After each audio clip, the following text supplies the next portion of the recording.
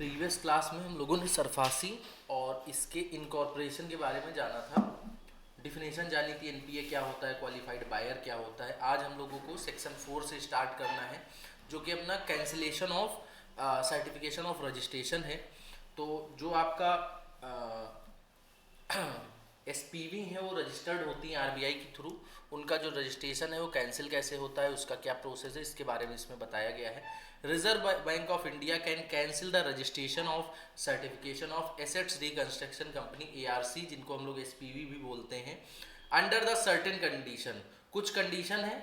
सबसे पहले जो 2 करोड़ की इन्वेस्टमेंट वाली गाइडलाइन थी वो अगर फुलफिल नहीं हो रही है, समझ रहे हो, जो इन्वेस्टमेंट इशू आ रहा है, द आईआरसी स्टॉप रिसीविंग और holding investment from qualified institutional buyer. जो क्वालिफाइड इंस्टीट्यूशनल बायर है, मतलब जो इन्वेस्टर्स हैं, उनसे पैसा ही नहीं आ रहा है उनके पास। तो जब पैसा नहीं आ रहा है तो कंपनी रन नहीं कर पाएगी। उसकी जो मिनिमम इन्वेस्टमेंट रिक्वायरमेंट है 2 करोड़, उसको फुलफिल नहीं कर पाएगी, तो उसका रजिस्ट्रेशन कैंसिल कर दिया जाएगा। Business operations, ARC ceases to operate in assets reconstruction. Assets reconstruction के काम करने के लिए ये सीज हो गई, मतलब वो काम ही नहीं कर रही जिस काम के लिए बनी थी। ठीक है, मेन किस लिए बनी थी कि ये सिक्योरिटीज इशू करे, इन्वेस्टर से पैसा उठाए, डेटा से पैसा वसूले। ये सारा काम ये नहीं कर पा रही है, अपने बिजनेस को ऑपरेट नहीं कर पा रही है। Non compliances, ARC fails to meet condition set during its registration. Registration के दौरान जैसे कि बोर्ड कैसा होना चाहिए, एक्सपर्ट बोर्ड होना चाहिए, ये सारी आरबीआई की गाइडलाइंस होती हैं। तो आरबीआई की जितनी गाइडलाइंस है उनको ये कंप्लाई नहीं कर पा रहा है। failure to fulfill requirements, the company does not meet specific obligation outlined in section 3 subsection 3 of the act। मतलब सेक्शन 3 सबसेक्शन 3 में जो बेसिक रिक्वायरमेंट्स दी हुई हैं, अगर हम बात करें यहाँ पे मैनेजमेंट क्वालिफिकेशन, मैनेजमेंट की जो क्वालिफिकेशन है कि आपका जो है डायरेक्टर एक्सपीरियंस नहीं है, क्रिमिनल ऑफेंसेस आपने कर दिए हैं, ऐसे करके कोई चीज़ें आ रही हैं, तो वहाँ पर भी इसका रजिस्ट्रेशन कैंसिल हो जाएगा। इग्नोरिंग आरबीआई डायरेक्शन, आरबीआई कोई डायरेक्शन अगर इशू करती है उस डायरेक्शन को फॉलो करना चाहिए। अगर ये इग्नोर करती है आरबीआई के डायरेक्शन तो क्या किया जाएगा, तब भी इसका रजिस्ट्रेशन कैंसिल कर दिया जाएगा। Accounting issue, ARC does not maintain proper accounts, proper accounts वगैरह मेंटेन नहीं कर रहे हैं। Inspection problem, the company does not provide necessary document during RBI inspection. अगर आरबीआई इंस्पेक्शन कर रही है और कोई बुक्स ऑफ अकाउंट बोल दिया कि हमको ये बुक्स ऑफ अकाउंट चाहिए और वो उसके पास नहीं है या फिर प्रेजेंट नहीं कर पा रही है, तो उससे रिलेटेड भी जो है रजिस्ट्रेशन कैंसिल हो सकता है। Management change, ARC ARC makes sustainable management changes without obtaining prior approval from the RBI। RBI से बिना अप्रूवल के की मैनेजरियल जो होते हैं, इसे बताया था CFO वगैरह को चेंज, MD वगैरह को चेंज नहीं कर सकते हो, सेक्शन 3 में पढ़ा था, समझ रहे हो। आरबीआई के अप्रूवल के बिना कोई भी बड़े आप जो है क्या बोलते हैं, बोर्ड मेंबर को हटा नहीं सकते हो या फिर अपॉइंट नहीं कर सकते हो। Notice before cancellation, before cancelling the registration RBI must give the ARC an opportunity to correct the issue or comply with the requirements specified। जो भी requirements हैं, जो भी गलती है उसको सुधारने का मौका पूरा पूरा दिया जाएगा। This ensure that company has a chance to address any problem before facing cancellation। कह रहे कैंसिलेशन फेस करने से पहले उसको एक चांस मिलना चाहिए अपनी प्रॉब्लम को, अपनी परेशानी को या अपनी गलती को रेक्टिफाई करने का, सही करने का। समझ में आया होगा। मतलब सेक्शन 3 में जो जो कंडीशन बोली गई है उन कंडीशन में से कोई भी एक कंडीशन अगर सेटिस्फाई नहीं करते हो तो आपका रजिस्ट्रेशन कैंसिल हो जाएगा। किसमें, सेक्शन 4 में। समझ में आया। मतलब सेक्शन 3 का उल्टा लिख देना है कि ये कंडीशन है सेक्शन 3 में, आरबीआई के द्वारा सेट की गई है, और सेक्शन 4 में इसको कंप्लाई नहीं करोगे अगर, तो कैंसिल हो जाएगा रजिस्ट्रेशन। मतलब दोनों इंटरकनेक्टेड हैं। अगर एक याद हो गया तुमको, एक तुमने समझ लिया तो दूसरा बहुत आसानी से समझ लोगे, कोई दिक्कत। अब इसको एक बार पढ़ लो। तुम लोग कहाँ रख के पढ़ रहे हो, हैं? पीछे वाली सीट पे बैठ जाते बिल्कुल वो स्कूल वाली वो उसकी वो आ रही है।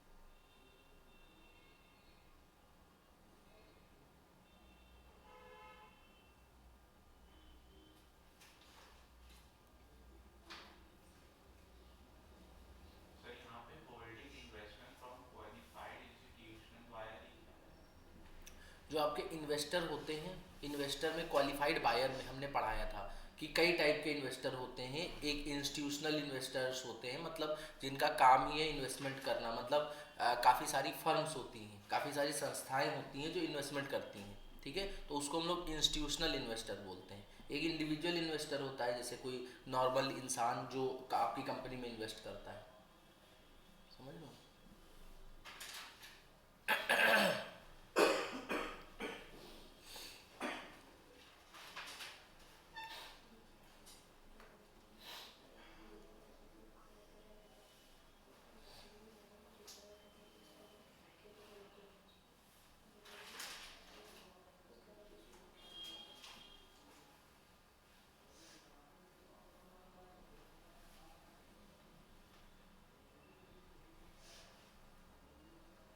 अब हम लोग सेक्शन 5 पढ़ते हैं, एक्विजिशन ऑफ राइट और interest in financial assets. Section 5, under this section ARCs can acquired financial assets from bank. Financial assets कौन सी?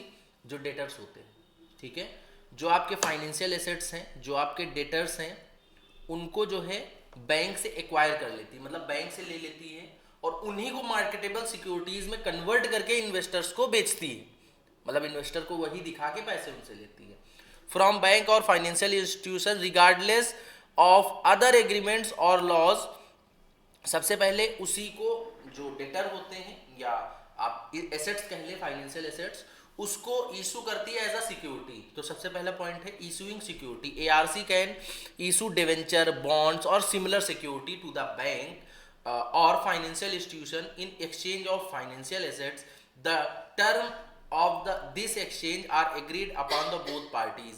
ये जो है कुछ बॉन्ड पेपर टाइप का इशू करती है बैंक्स को भी। क्यों बैंक को इशू करती? बैंक के पास भी अगर उनके डेटर ले रहे हैं तो कुछ सिक्योरिटी में होना चाहिए, समझ रहे हो। तो एक बॉन्ड पेपर टाइप का ये लोग इशू करती हैं, डिवेंचर इशू करती है, debenture in the sense loan के टाइप का, उन्होंने लोन दिया है ऐसे करके। Agreement alternately ARCs can enter into agreement with banks to directly transfer financial assets to them। मतलब ये भी एग्रीमेंट हो सकता है कि डायरेक्टली बैंक के थ्रू हमको ट्रांसफर कर दो आप debtors, again based on mutually agreed terms. Mutually agreed terms का मतलब कुछ भी उनके बीच में हो सकता है। 3 महीने में पेमेंट करेंगे, 10 महीने में करेंगे, 1 साल में करेंगे, या फिर कुछ पैसा लेके या कुछ डिस्काउंटेड प्राइस पे उनको ये कह देते हैं कि हम जैसे जैसे इन्वेस्टर्स को बेचते जाएंगे वैसे वैसे आपको पे करते जाएंगे। वो उनके ऊपर म्यूचुअली एग्रीड होता है। Exemption from stamp duty. Any document related to acquisition of these financial assets by ARCs are exempt from stamp duty. मतलब इसमें जो भी ट्रांजेक्शन होता है ARC और बैंक के बारे में बीच में, मतलब ARC और बैंक के बीच में कोई भी ट्रांजेक्शन होता है डेटर्स को लेके, तो उस पर किसी भी प्रकार की स्टैम्प ड्यूटी नहीं लगती है। समझ में आया?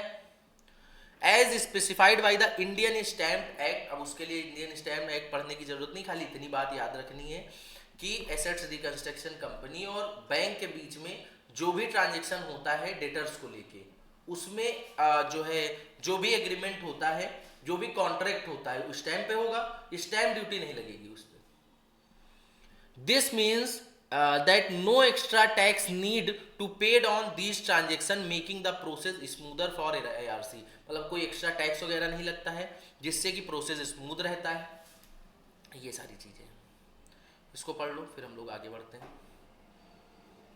मतलब इसमें मेनली ये बोला गया है कि ARCs जो होती हैं वो बैंक से फाइनेंशियल एसेट्स उनकी एक्वायर करती हैं, उनको मार्केटेबल सिक्योरिटी या सिक्योरिटी में इशू करती हैं। उसके बदले में जो ARC और बैंक के बीच में ट्रांजेक्शन होता है वो या तो सिक्योरिटीज का हो सकता है या तो म्यूचुअली एग्रीड टर्म्स पे हो सकता है कि जो वो लोग डिसाइड कर ले आपस में। बस इतना सा है, और स्टैम्प ड्यूटी नहीं लगती है बैंक को ARC के ट्रांजेक्शन के बीच में। बस 2-3 बातें हैं।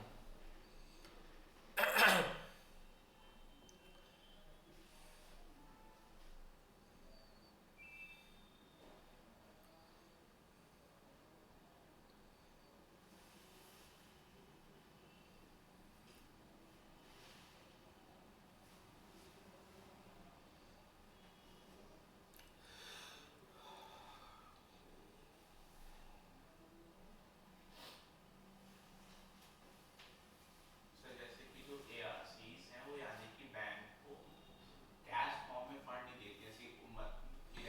कैश फॉर्म में कहाँ से दे देंगे? देखो कैश में भी दे सकती हैं, ऐसा कोई वो नहीं है, मतलब यहाँ पे कुछ ऐसा क्लियरली नहीं बोला गया है कि कैश में देंगी या ऐसे देंगी। अगर उनके पास पैसा है और उनके में दोनों में जो सेटलमेंट हुआ है, मतलब एग्रीमेंट हुआ है बैंक और आरसी के बीच में कि हम कैश में पेमेंट करेंगे, तो कैश में दे देंगे। अगर उनके पास एप्रोप्रिएट फंड्स हैं, डेटर्स हो सकता है 1-2 लाख के हों, 1-2 करोड़ के हों या 10 करोड़ के भी हों, वो कंपनी टू कंपनी डिपेंड करेगा ना कि इतने डेटर हैं, उस हिसाब से काम होगा। तो प्री डिसाइडेड नहीं कर सकते हैं, एक माइंड में थॉट बना लेगी ऐसे ही होता है। आज हमारा अलार्म अभी तक बज रहा है।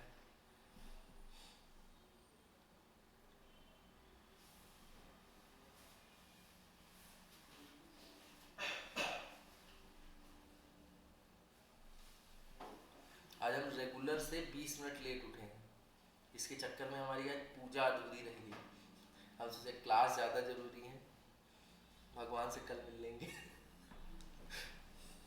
50% पूजा करके निकले हैं, 50% रिमेनिंग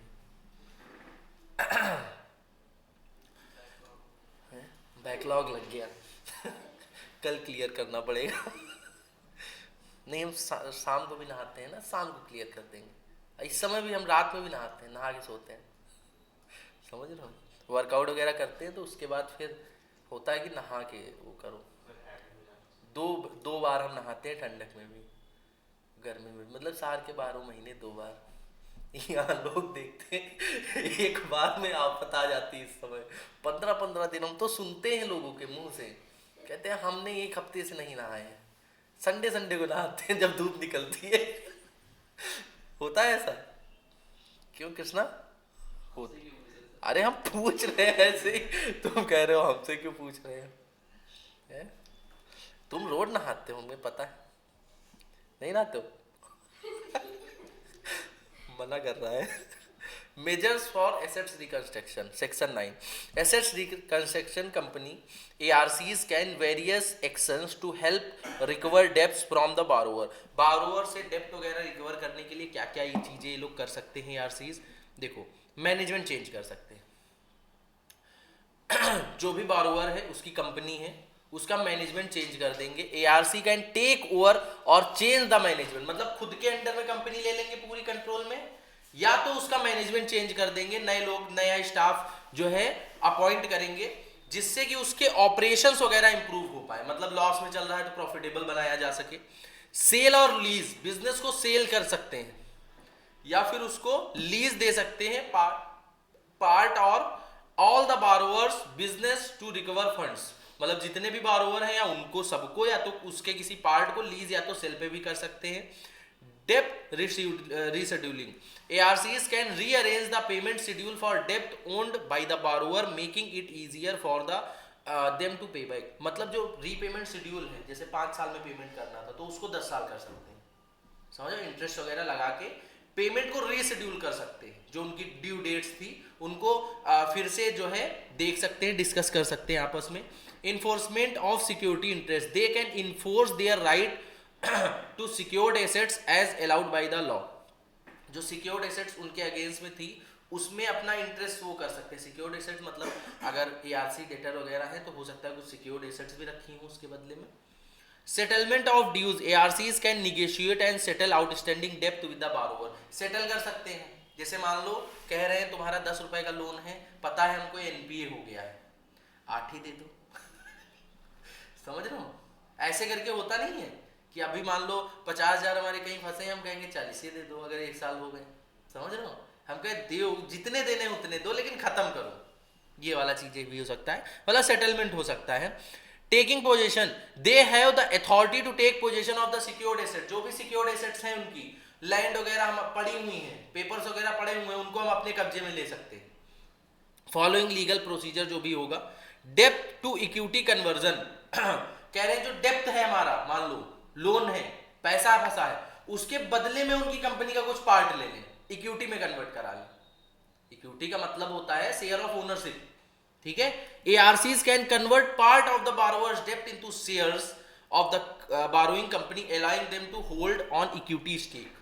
मतलब मान लो 1 करोड़ का तुम्हारा पैसा फंसा है, तो 1 करोड़ के बदले में मान लो 10% ओनरशिप बन रही है, 100 करोड़ की कंपनी है, तो 10% की ओनरशिप तुम लोग ले लोगे कंपनी में, कहोगे 10% के शेयर हमको इशू कर दो। समझ रहे हो, ये काम भी कर सकते हो। आरबीआई का क्या रोल होता है? The Reserve Bank of India set the policies and issue guidelines for how ARCs should manage these processes. मतलब एआरसी ये प्रोसेसेस कैसे मैनेज करती है, उनका पूरा प्रोसेस जो है आरबीआई डिजाइन करती है, सारी पॉलिसीज डिजाइन करती है, आरबीआई की गाइडलाइन के अकॉर्डिंग एआरसीज चलती है। जैसे ही हटी आरबीआई के ट्रैक से, आरबीआई उनका लाइसेंस कैंसिल कर देता है, including overseeing the management of the borrowers business, borrowers के बिजनेस को ओवरसीज देख रेख करना, and determine any applicable fees, कोई भी फीस वगैरह लगती है वो पे करना। ARC must follow the direction provided by the RBI in these assets reconstruction efforts. जो भी जो है आरबीआई के द्वारा गाइडलाइन होती है उनको सबको फॉलो करना पड़ता है, किसको? एआरसीज को। ये बात बोली गई है। आपका यहाँ पे सेक्शन 9 भी आई थिंक खत्म हो जाता है। आई थिंक समझ में आ गया, आया होगा कि क्या क्या काम करना है एसेट्स रिकंस्ट्रक्शन कंपनी को अपना पैसा निकलवाने के लिए। पढ़ लो एक बार।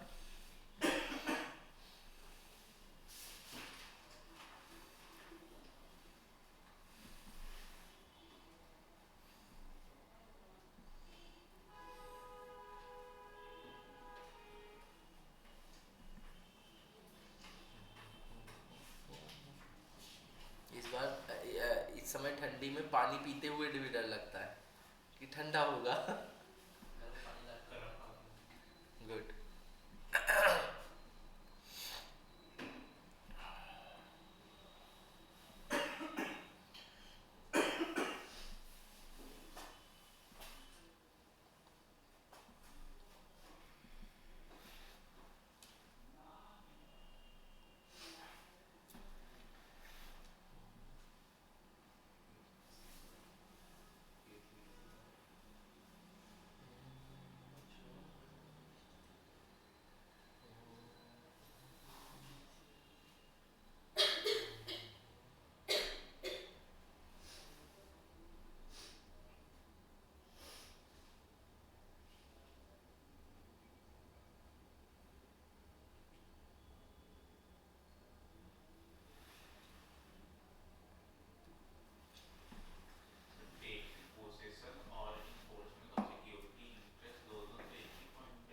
हाँ एक ही जैसा है, क्योंकि है क्या, तुम्हारी बुक में जो है, ओरिजिनल बुक में ये पूरा एक पैराग्राफ है, हमने तोड़ा है। ये 7 पॉइंट हमने तोड़े हैं इसको, इसमें सब एक ही में मिक्स करके दे रखा है, एक ही है। दिखाएं? ये बहुत गंदा चैप्टर है बुक में।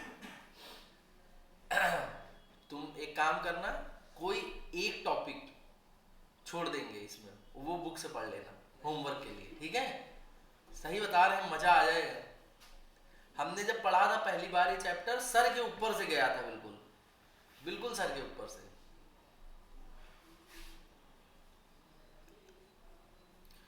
अभी तो मतलब काफी चीजें बना रहे हैं इसके लिए, समरी नोट्स के लिए, जैसे मनी लॉन्ड्रिंग में बनाया था उस टाइप का।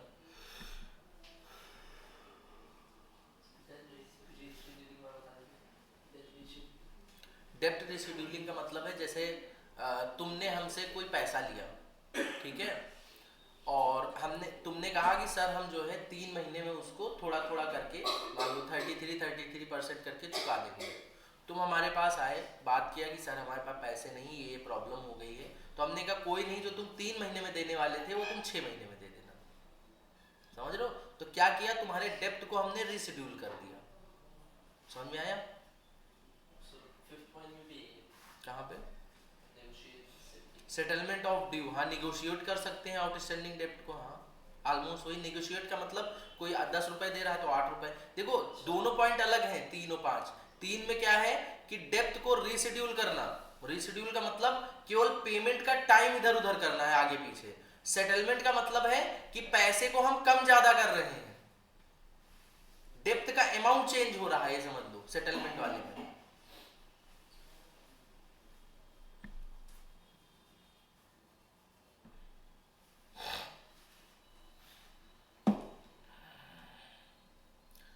अदर फंक्शंस ऑफ एआरसीज और क्या है?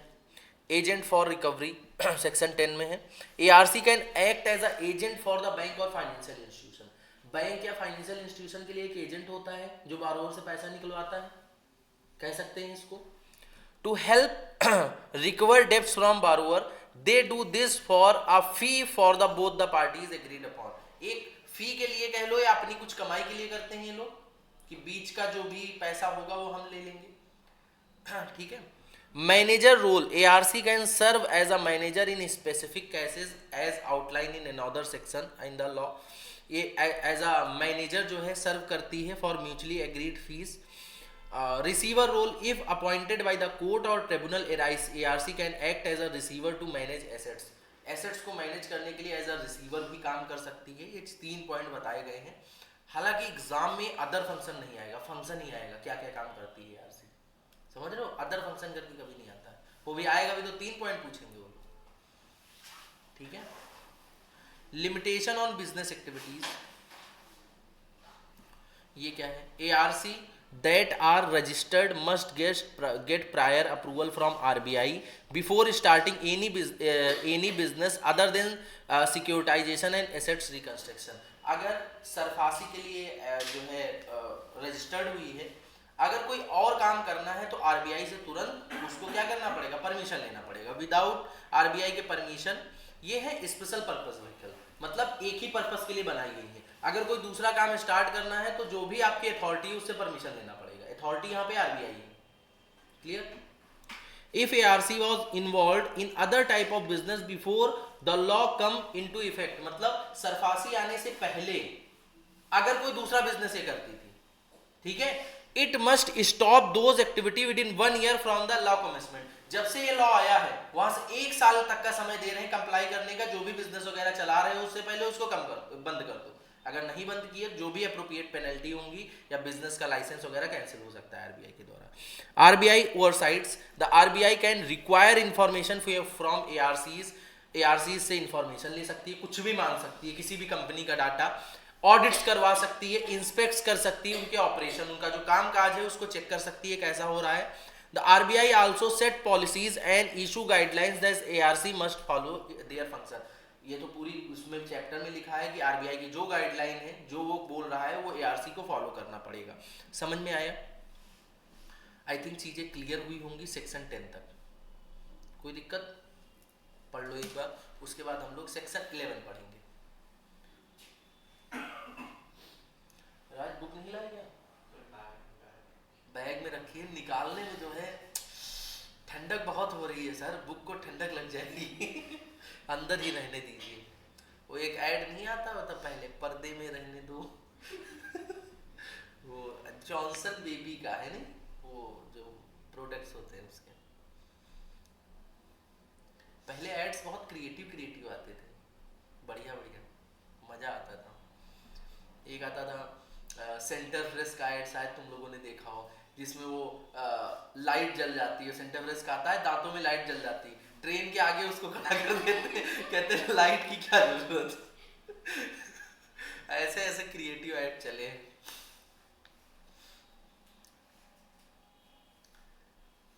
कृष्णा सोच रहा है घर में लाइट जाएगी तो हम सेंटर फ्रेश खा लेंगे। क्यों कृष्णा?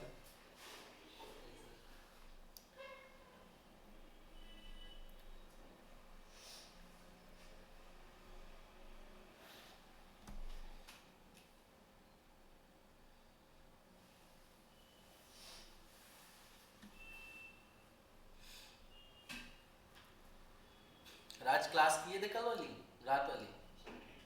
नहीं किए, तबीयत ज्यादा खराब है तुम्हारी।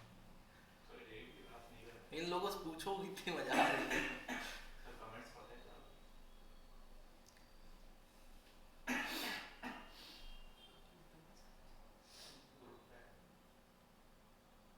अरे पुराने ही ग्रुप पे ऐड है, ग्रुप तो वही है, हमने चेंज थोड़ा ना किया है। पहली क्लास का, हाउ वाज द क्लास?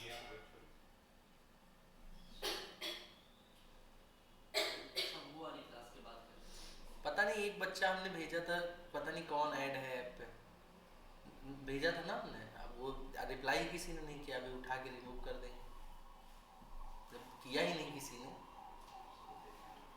ऐसे किसी थर्ड पार्टी को थोड़ा ना हम वो कर देंगे एक्सेस। देख लो उस पर क्यों भेजा था क्या किसी को लिंक विंक? प्रीसा फोन रख दो। तुम फोन बहुत चलाती हो। अब नहीं चलाती हो? डेली तुम्हारा फोन चलता है, हम बोलते नहीं है कुछ। क्लास ही में चलता, क्लास ही में चलता, बीच बीच में तुम फोन तुम्हारा। देखो हम आर्गुमेंट नहीं करना चाह रहे हैं, लेकिन हम बता रहे हैं कि ऐसा होता है। हम बार बार, हमको टोकना अच्छा नहीं लगता है, इसीलिए हम बोलते नहीं है। जैसे पढ़ा रहे हैं कोई कॉन्सेप्ट तो हम बीच में नहीं टोकते हैं, माइंड डाइवर्ट हो जाता है। कोई चीज़ें अगर तुम्हारी अच्छी हैं तो उसको और अच्छा करने की कोशिश करो। मतलब ऐसा नहीं है कि अच्छी हैं तो उस पर ध्यान ही ना दिया जाए, समझ लो। हम लोग तो जब पढ़ते तो फ़ोन निकालते हुए डरते थे, समझ रहे हो? फ़ोन सामने निकालते हुए डरते थे। फ़ोन बच जाता था तो हड़बड़ा जाते थे, समझ रहे हो? ये सारी चीज़ें थी। Resolution of disputes.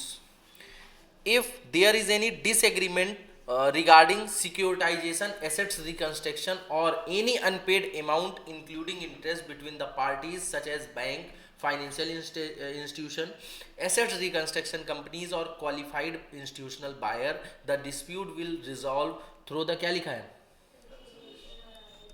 कह रहे हैं अगर कोई भी, मतलब जितनी भी पार्टीज हैं उनमें कोई भी प्रकार का डिसएग्रीमेंट आता है या फिर किसी प्रकार का पेमेंट से रिगार्डिंग प्रॉब्लम आती है तो आर्बिट्रेशन के थ्रू वो सॉल्व होती है। आर्बिट्रेशन का मतलब दोनों लोग आपस में बैठते हैं, आर्बिट्रेशन एक्ट होता है, उस एक्ट में प्रोसीडिंग्स चलती हैं। Meaning that parties involve must agree in writing to settle the issue this way, मतलब दिस वे दोनों पार्टीज बैठती हैं। और ये एक्ट में क्या है कि आर्बिट्रेशन का मतलब एक बंदा बैठ के सुलहनामा टाइप का करा देता है। This rule of the act will then apply to the resolution process. ये इसी तरीके का रेजोल्यूशन प्रोसेस बन जाता है। उसके बाद हमारा सेक्शन 13 है। अब ज़्यादा नहीं बचा है, 13, 14, 15, 16, 18 ऐसे ही करके बचे हैं, 2-3 सेक्शन।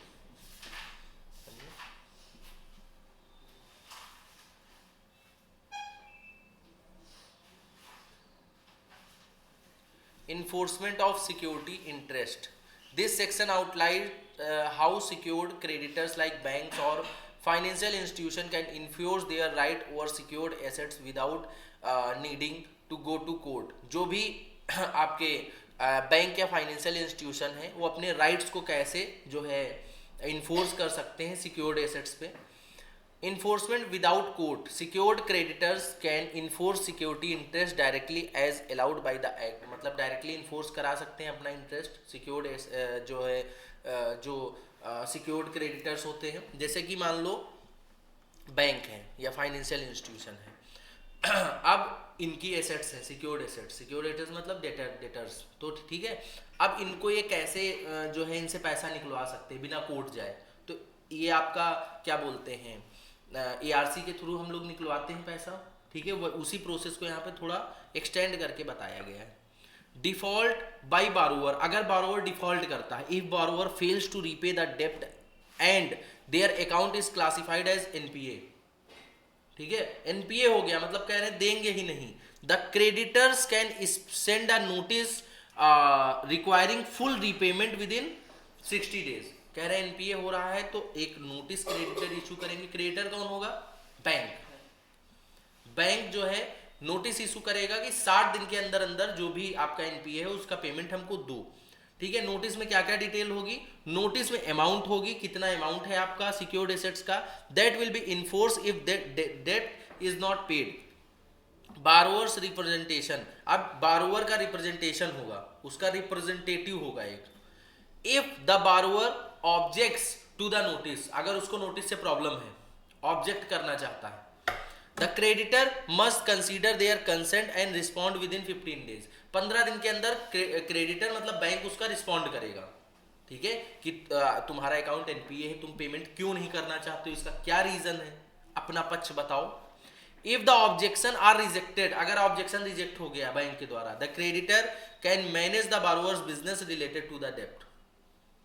कह रहे बारोअर का बिजनेस वगैरह मैनेज कर सकता है बैंक, मतलब उनके जो भी सिक्योर्ड एसेट्स रखी थी, बिजनेस वगैरह ही होता है, बिजनेस पे अगर लोन लिया है तो बिजनेस वगैरह उनका मैनेज किया जा सकता है। मैनेज का मतलब हम लोग पूरा पूरा बिजनेस एक्वायर कर सकते हैं, मैनेजमेंट चेंज कर सकते हैं, वही ऊपर वाली चीज है। Action after default, if borrower does not pay the creditor can, creditor क्या क्या कर सकता है, देखो, take position of the secured assets, जो भी रखा था बिजनेस सिक्योर्ड एसेट्स, किसके उस पे लोन लिया था, कुछ ना कुछ रखा होगा ना, उसको हम ले सकते हैं अपने पोजीशन में, मैनेज कर सकते हैं उसके बिजनेस को, अपॉइंट कर सकते हैं मैनेजर फॉर सिक्योर्ड एसेट्स, उसके बिजनेस के लिए या उसकी सिक्योर्ड एसेट्स के लिए एक अपना मैनेजर, अपना बंदा अपॉइंट करेंगे कि तुम चलाओ जाके बिजनेस, ठीक है।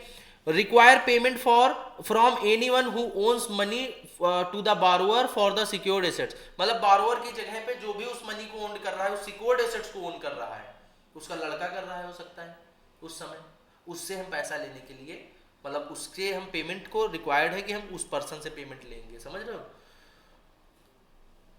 Cost recovery, any cost incurred by the creditor during the process can be recovered from the borrower, जितनी भी कॉस्ट इस प्रोसेस में आती हैं पैसा रिकवर करने में, वो कॉस्ट जो है बारोअर से रिकवर की जा सकती हैं।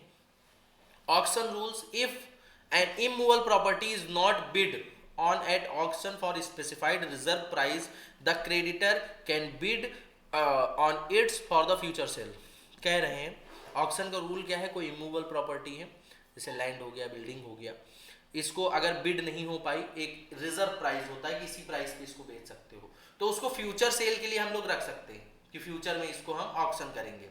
Assets transfer, when the creditor transfer are secured assets, the new owner receive all the rights related to the assets. मान लो ऑक्शन हुआ, किसी सामने वाले बंदे ने हमसे वो प्रॉपर्टी खरीदी, तो जो सामने वाला बंदा हो, भले वो डिफॉल्ट एसेट्स है, लेकिन उसको सेम जो एक नया पर्सन कोई गुड्स खरीदता है, जो उसके बायर के राइट्स होते हैं, जो हम लोग सेल ऑफ गुड्स एक्ट में पढ़े थे, वो सारे राइट्स उसको मिलते हैं, समझ रहे हो, मतलब वो डिफॉल्ट वाला उसके ऊपर अप्लाई नहीं होता है, समझ में आया। Repayment before auction, if borrower pays off their dues before the asset is put up for auction, the auction would not proceed. Auction होने से पहले एक डेट होती है कि ऑक्शन इतने टाइम तक पेमेंट अगर कर दोगे तो ऑक्शन नहीं होगा, अगर पेमेंट वो हो गया तो वो ऑक्शन कैंसिल हो जाता है, मतलब बोली वोली नहीं लगेगी आपके जो भी एसेट्स होंगी। Multiple creditors, if there are multiple secured creditors, at least 60% value must agree before any creditor act on their rights. हो सकता है बहुत सारे क्रेडिटर्स हो, मतलब बहुत सारे बैंक फाइनेंशियल इंस्टीट्यूशन हो जो एक कंपनी को मिलकर लोन दिए, समझ लो, जैसे बड़ी बड़ी जियो है, किंगफिशर, ये सब बड़ी बड़ी कंपनियां हैं, ये लोग काफी बैंकों से लोन वगैरह लेती हैं, उनकी बात की जा रही है।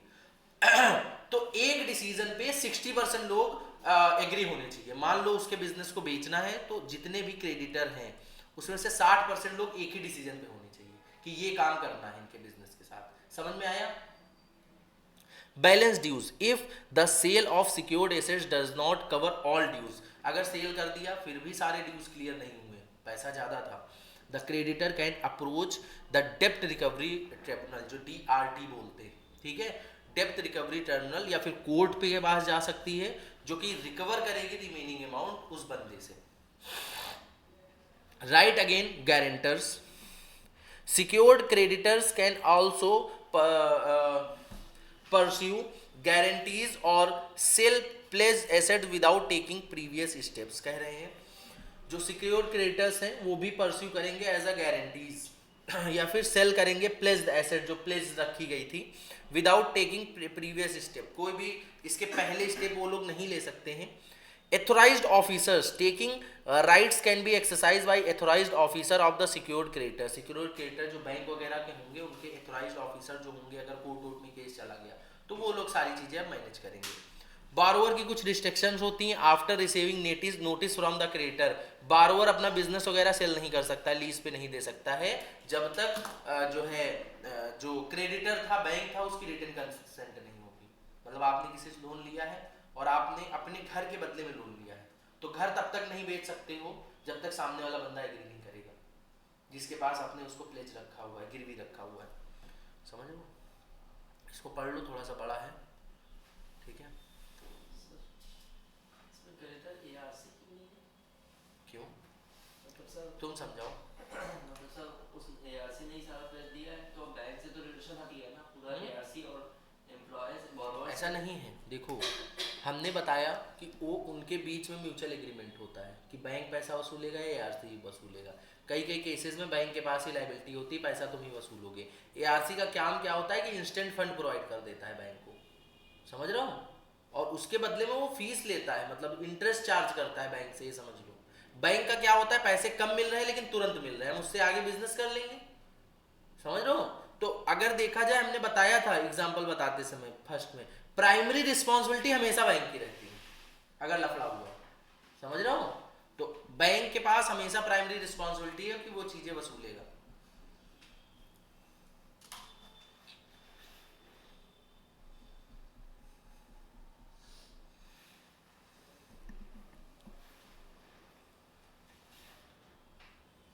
पढ़ लो इसको, फिर हम लोग आगे चलते हैं।